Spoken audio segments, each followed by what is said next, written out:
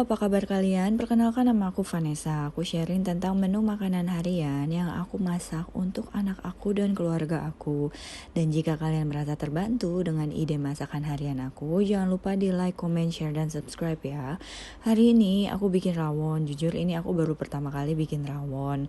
Dan ternyata bikinnya itu nggak begitu sulit ya. Bahan-bahannya semua udah aku catat semua di video.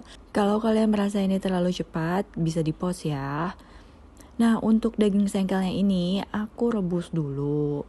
Ini aku rebus kira-kira 2 jam ya. Ini aku rebusnya full, utuh gitu.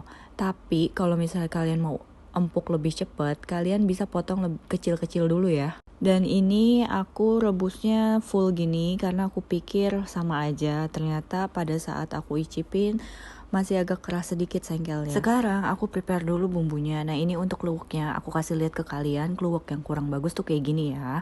Jadi dalamnya ini udah jamuran, jadi warnanya tuh udah putih. Dan kalian nggak bisa pakai kluwek ini ya. Jadi ini dibuang aja. Makanya kalau misalnya kalian mau bikin masakan yang ada kluweknya, itu kluweknya beli lebihan ya.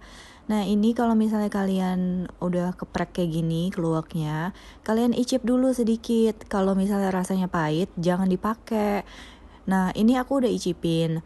Nah, untuk rasanya sendiri, itu dia agak asin-asin gitu ya. Tapi mungkin karena keluaknya masih mentah, jadi asinnya itu jadi rasanya tuh kayak ada rasa tanah-tanah sedikit ya.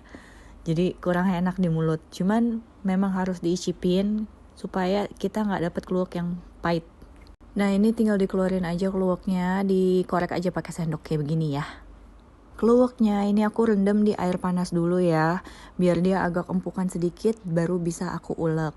Nah, ini aku aduk-aduk, lalu kita singkirkan saja.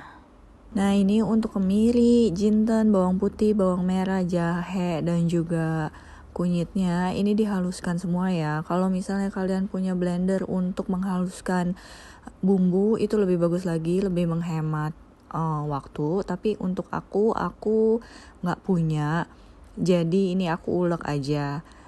Ini anak aku mau ikutan ngulek tapi belum bisa. Nanti kalau udah gedean kita bikin cooking show sama anak aku.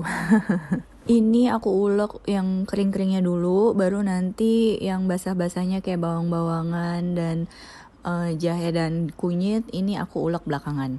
Nah, ini bumbunya semuanya udah halus ya. Nah, ini tinggal aku ulek bersama dengan kluweknya. Ini kluweknya udah empuk banget ya.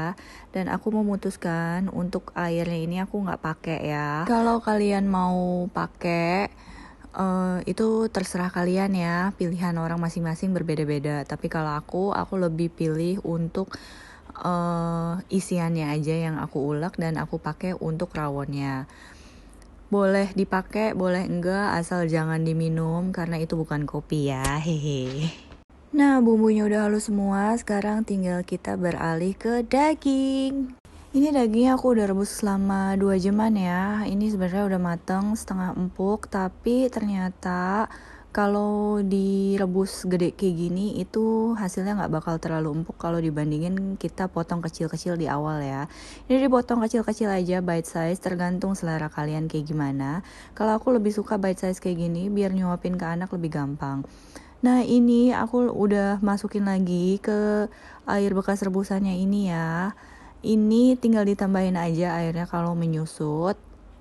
Karena anak aku suka banget sama kuah, jadi aku tambahin agak banyakan ya. Nah, sekarang kita masak bumbunya. Ini semua bumbunya aku masukin, termasuk sama bumbu aromatiknya ya.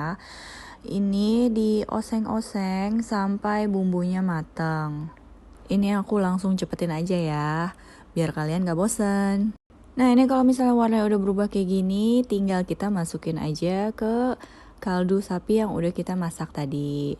Nah, kalau misalnya kalian pakai pan kayak aku juga, pasti ada nempel-nempelnya. Ini gampang banget buat ngambil bumbunya yang nempel, yaitu dengan cara kita kasih air, terus kita aduk-aduk sebentar.